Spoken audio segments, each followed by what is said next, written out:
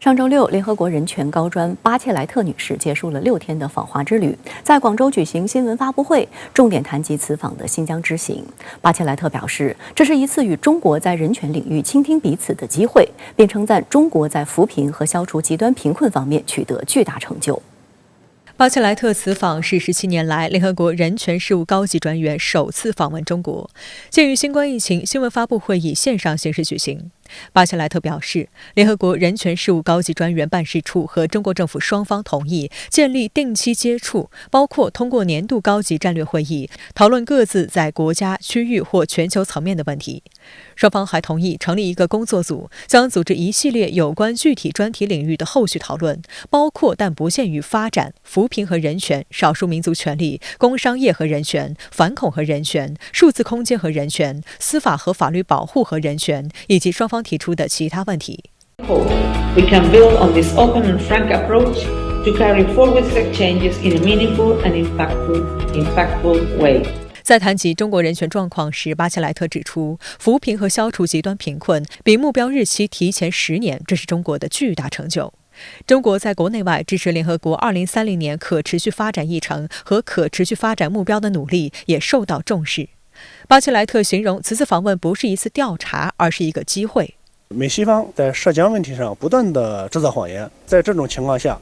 然后巴切莱特女士到新疆进行参访，然后跟我们的官员、跟我们的学者、跟我们的普通的民众、普通的劳动者进行对话，确实能够为联合国人权系统，包括世界各国人民了解新疆、认识新疆提供了一个机会。实际上，我们中国政府一直是秉持一个开放的态度，包括在巴切莱特专员来中国之前，我们中国这些年接待了很多国家、国际组织的官员。在备受外界关注的新疆议题上，巴切莱特到访了喀什、乌鲁木齐等地，走进了棉花种植的田间地头，并观看了反恐和去极端化斗争主题展。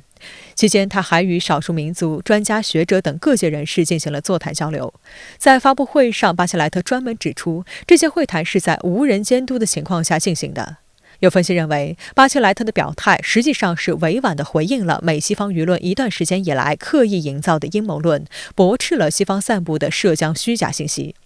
就在巴切莱特的访华之行尚未开始，美英等国就抛出有罪推定式的质疑。美方更是在不到10天内3度发声反对巴切莱特访华。本月20号和24号，美国国务院发言人普莱斯2次表态，称美方不认为中方会允许巴切莱特对新疆人权进行所谓全面、独立、不受操纵的评估。巴切莱特在这种情况下同意访华是错误之举。外交部副部长马朝旭上周六接受记者采访时指出，一些西方国家出于不可告人的政治目的，不遗余力地对人权高专访华进行干扰破坏，他们的图谋没有得逞。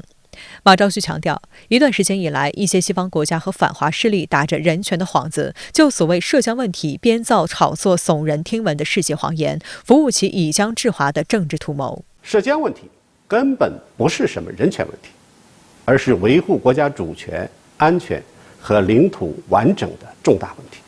乌云遮不住太阳，所有的涉疆谎言和谣言，在事实面前都将不攻自破。上周六，巴切莱特结束访华当天，美国国务卿布林肯又发表声明称，中国政府对联合国人权高专巴切莱特访华设置条件，对访问进行限制和操弄，美方对此表示关切。对此，在周一外交部例行记者会上，发言人赵立坚回应称，巴切莱特此访是一次真正的了解之旅、加强合作之旅、正本清源之旅。在事实和真相面前，所有的涉疆谎言、谣言都不攻自破，但总有一些装睡的人是怎么捅也捅不醒的。事实上，巴切莱特高专在访华期间的活动安排均是根据他本人的意愿，经双方充分协商进行的。巴切莱特高专在新闻发布会上也表示，访华期间进行了不受监督的广泛交流。赵立坚反问：何来限制？何来操弄？事实上，真正